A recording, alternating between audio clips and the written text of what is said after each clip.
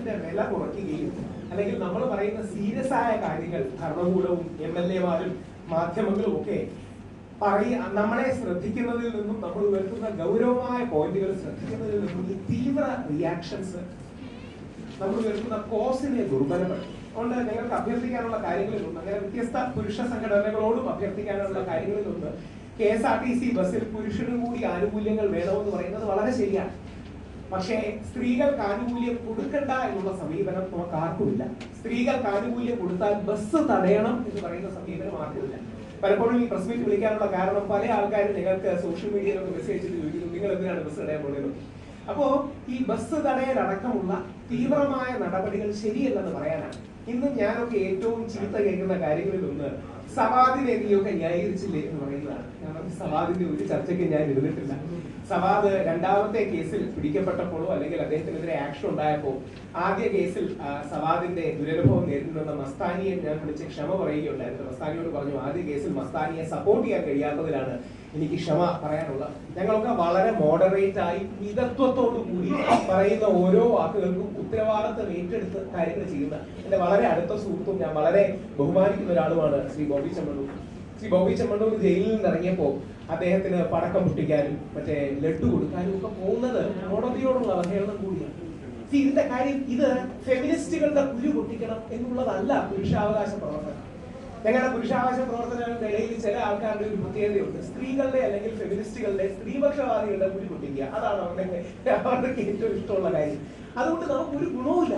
അത് ഈ ഓവർ റിയാക്ഷനാണ്. അതായത് സാമൂഹ്യ മാധ്യമങ്ങളിൽ അടക്കം ഒരു കോളം ഉണ്ടാക്കാനോ ഓവർ റിയാക്ഷൻ ഉണ്ടാക്കാനോ ചെയ്യുന്നതാണ്. അതുകൊണ്ട് ബഹുമാനപ്പെട്ട കേരള സർക്കാർ വളരെ ആലോചിച്ചാണ്. ഇപ്പൊ കേരള സർക്കാരിന് കോടിക്കണക്കിന് രൂപയുടെ എക്സ്ട്രാ എഫേർട്ട് വേണ്ടി വരും ഈ KSRTCയിലെ സ്ത്രീജനങ്ങളുടെ യാത്രയുടെ കാര്യം ശരിയാക്കാൻ. അത് ശ്രീ CP ജോണും ശ്രീ VD സതീശനും കൂടെ കണ്ടെത്തിക്കോളും. നമുക്ക് അതിനോടൊന്നും അല്ലല്ലോ വിയോജിപ്പുള്ളത്. എന്നാൽ പുരുഷനും കൂടി ഏതെങ്കിലും രീതിയിൽ ആനുകൂല്യങ്ങളും സൗജന്യങ്ങളും കൊടുക്കണം. ഉദാഹരണം, പ്രായമായ പുരുഷന്മാർക്ക് എന്ന് പറയുന്ന ക്രിയേറ്റീവായ, പോസിറ്റീവായ, സർഗാത്മകമായ സമീപനങ്ങളോ ഫീഡ്ബാക്കോ ക്രിറ്റിസിസത്തിനോ അധികമായിട്ട് ചില ആൾക്കാരെങ്കിലും, അതായത് ബസ്സുകളുടെ ഫ്രണ്ടിൽ തടയുമെന്നും ബസ്സുകളിൽ നിയമം വിരുദ്ധം ബസ്സുകളിൽ പുരുഷന്മാർ ഫ്രീ ആയിട്ട് കയറി യാത്ര ചെയ്യണമെന്നും എന്നൊക്കെ പറയുന്നത് നിയമത്തോടുള്ള അവഹേളനമാണ്, KSRTCയോടുള്ള അവഹേളനമാണ്.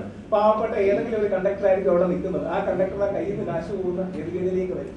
അതുകൊണ്ട് അഭ്യർത്ഥിക്കാനുള്ള കാര്യങ്ങളിലെ ഏറ്റവും, ആരെയും പേരെടുത്ത് പറയുന്നില്ല, ആരെയും വിഷമിപ്പിക്കുന്നില്ല, ആരെയും വിമർശിക്കുന്നില്ല.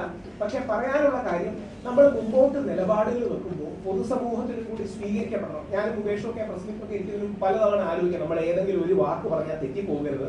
നമ്മൾ സ്ത്രീ വിരുദ്ധരല്ല, സ്ത്രീ വിരുദ്ധരായി ചിത്രീകരിക്കാൻ മറ്റൊരാൾക്ക് അവസരം കൊടുക്കരുത്. നമ്മൾ പറയുന്ന കാര്യങ്ങൾക്ക് വലിയ സൂക്ഷ്മത വേണം, വലിയ കൃത്യത വേണം. അല്ലാതെ ഇപ്പൊ ഞങ്ങളൊക്കെ സീരിയസ് ആയിട്ട്, അതായത് വളരെ ഗൗരവത്തോടെ ഒരു നിയമത്തിന്റെ പണിപ്പുരയിലാണ്.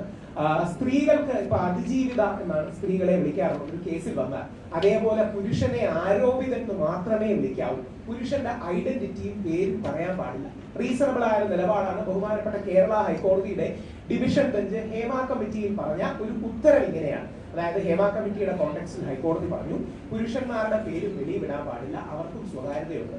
ഈ വിധിയെ എടുത്ത് ഒരു നിയമമാക്കി മാറ്റി ഞങ്ങൾ MLA-മാരുടെ അടുത്ത് ക്യാമ്പയിൻ ചെയ്യാൻ നിൽക്കുക.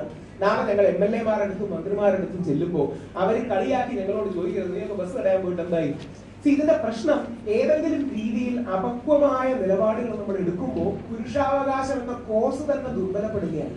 അപ്പൊ അതുകൊണ്ട് വളരെ താഴ്മയോടെ അഭ്യർത്ഥിക്കാനുള്ളത്, പ്രത്യേകിച്ച് നല്ല വൈബ്രന്റ് ആയ ഒരുപാട് പുരുഷാവകാശ പ്രവർത്തകരുണ്ട്, അവരോട് പറയാനുള്ളത്, ഞങ്ങളടക്കം ആരുടെയും, മിഷൻ മെൻസ് കമ്മീഷന്റെ അടക്കം ആരുടെയും പിന്തുണ ബസ് തടയലില്ല. പ്രതിഷേധത്തിന് മറ്റും കാര്യമുണ്ട്, അല്ലെങ്കിൽ വിഷമമുണ്ട്, സർക്കാരിനോട് അഭ്യർത്ഥിക്കാം.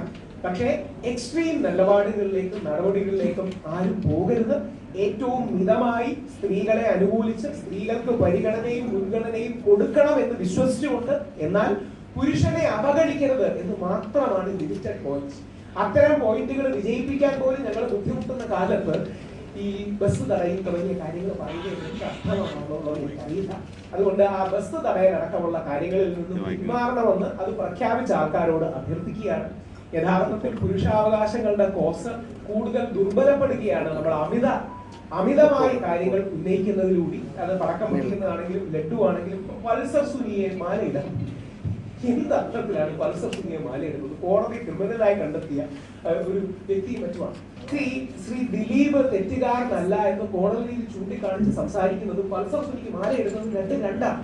അപ്പൊ നാളെ പലപ്പോഴും നമ്മൾ റീസണബിൾ ആയ ഒരു കാര്യം മുമ്പോട്ട് വെക്കുമ്പോൾ പോലും യുക്തിസഹമായ സ്ത്രീകൾക്കും പുരുഷന്മാർക്കും ഒരേപോലെ സ്വീകാര്യമായ കാര്യം മുമ്പോട്ട് വെക്കുമ്പോൾ പോലും അത്തരം വാദങ്ങൾ ദുർബലപ്പെടാനേ ഈ അമിത പ്രതികരണങ്ങളും അതിശയോക്തി കലർന്ന പ്രതികരണങ്ങളും നമ്മളെ കാര്യമാക്കുകയുള്ളൂ എന്ന് പറയാൻ ആഗ്രഹിക്കുന്നു. ആ വിഷയം ഞങ്ങളുടെ അടക്കം ആരുടെയും പിന്തുണ അത്തരം എക്സ്ട്രീം റിയാക്ഷൻസിനില്ല എന്നും നാളെ പുരുഷനും കൂടി ഏതെങ്കിലും സൗജന്യം വേണം, ചില പ്രായത്തിലുള്ള ആണുങ്ങൾക്ക് കൂടി സൗജന്യം വേണം, അവർക്കും കൂടി സർക്കാർ സപ്പോർട്ട് ചെയ്യണം, അത്തരം മിതവാദ കാര്യങ്ങൾ മാത്രമാണ് ശ്രദ്ധിക്കുന്നത്. അതോടൊപ്പം വളരെ പ്രസക്തമായിട്ട് ഞങ്ങളിപ്പോ നേരത്തെ പറഞ്ഞതുപോലെ പുരുഷനെതിരെ ഒരു ആരോപണം വന്നാൽ ലൈവ് ഡിറ്റക്ടർ ടെസ്റ്റ് പുരുഷനും സ്ത്രീയും എടുക്കണം തുടങ്ങിയ കാര്യങ്ങളും ഒരു ഡ്രാഫ്റ്റിംഗ് സ്റ്റേജിൽ നിങ്ങൾ നിൽക്കുന്നുണ്ട്. സുപ്രീം കോടതിയുടെ അഡ്വക്കേറ്റ്സിനോട് ചോദിക്കുന്നുണ്ട്. കാര്യം ഈ വ്യാജ പരാതികൾ അടക്കം റേസ് ചെയ്യുമ്പോൾ ഞങ്ങൾ പറയുന്ന കാര്യത്തിന്റെ സീരിയസ്നെസ്സും ഗൗരവവും ചോർത്തിക്കളയാൻ ഇടയാകരുത് എന്ന് അഭ്യർത്ഥിക്കുന്നു.